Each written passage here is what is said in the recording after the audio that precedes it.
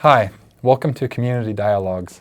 Today I'm here with Lori Hammis, who's going to share some creative passions of hers and how they're adding value to the community, Kyoto, Iowa. Good to see you, Lori. Thanks for having me. Thanks for coming. So I have to say, to start out, that recently I got, my family got a letter in the mail, a card, a thank you card, and in this thank you card, it was set apart from your usual thank yous, and that it was clearly homemade. Now, usually when you get a thank you card, you set it on the table or put it up on the refrigerator for a short time until you decide to declutter, and then into the garbage it goes. But this card, I can't imagine doing away with, because it's clearly homemade. Whoever put it together put lots of thought into it, and it has a saying about rainbows and little clouds that are cut out and designed on the front. So my wife and I were talking, we're going to put it on the wall of fame where we typically put our kids' artwork that they bring home. It's so neat to have this as a keepsake. Wonderful. And then it occurred to me that this is something that has passed through your shop there in town. So could you tell us a little bit about this? Sure. Yeah. I'm guessing chances are it probably did come from one of my attendees that comes to my store and does one of the classes in my makerspace. We do a variety of different classes, and handmade card stamping is one of them that we do once a month. Mm-hmm. So this avenue that I see you providing in our community, where you do these makerspace workshops, it's under an umbrella in a business you call Fiddle DD. Is this an inspiration that you'd like to share with us? How did you come up with that name? Sure. Well, it's nothing momentous. It's just something my sister and I used to say to each other, and it seemed like a nice broad name. And oh well, Fiddle DD. So, cool. I have a store in Kyoto, and I have a lot of handmade and repurposed, a little bit of vintage, but my passion is really in the repurposed items, the turning nothing into something. So this creative passion about taking things that maybe have no value and making them into beautiful things that could be on display or even useful. I've noticed in your store you've got aprons that a person could make usefulness of in the kitchen, things like this. And how is it that you came to decide on this vision for how you wanted to present yourself in the community? Well, like most businesses, probably it just kind of happened. But I do come from a very creative family, and I'll say thrifty family. Taking something that we already had that was not being used and putting it to better use is probably just in my genes. I don't just have the repurposed stuff, but I think the majority of my inventory is probably repurposed, and it is everything from something to make your house pretty to something, like you said, a shirt, an apron that was once a men's dress shirt that's now something fun to wear in the kitchen. Cool. Well, when I come into your store and the children are with me, they're always excited to see the kinds of things that that you have there, because they're very creative. What else can you tell me about the things that you do in the store, or vendors that participate in your setting there? Sure. Yeah, I have a variety of vendors, a lot of family members, and some very close friends. Mostly from Iowa. I am very passionate about Iowa and Kyoto specifically.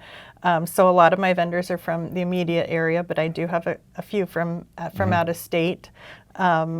But they're all small business owners, and there again, that I grew up in an entrepreneurial family, so that holds a lot of passion for me too. But they're all small business owners that are, when we're combined, we're a pretty mighty force. Cool.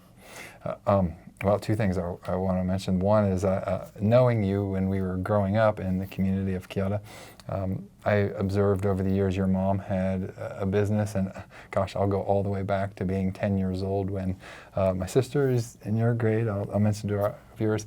And so when I spent time at your house, your mom had things going on and clothes that were in the works to be created into something. And it's neat now to look back and kind of know where that foundation is built from in terms of your passion for those things. Yeah, absolutely. Yeah, we spent a lot of time in each other's houses growing up.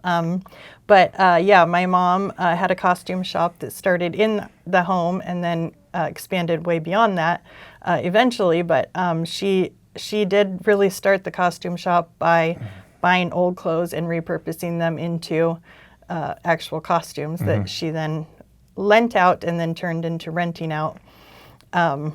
So, yeah. Yeah, I'll because you're humble, I'll add that your mother's costume shops ended up with costumes used in theaters around the United States and big productions, and these were the costumes that absolutely. went into some big productions. Yeah, we did.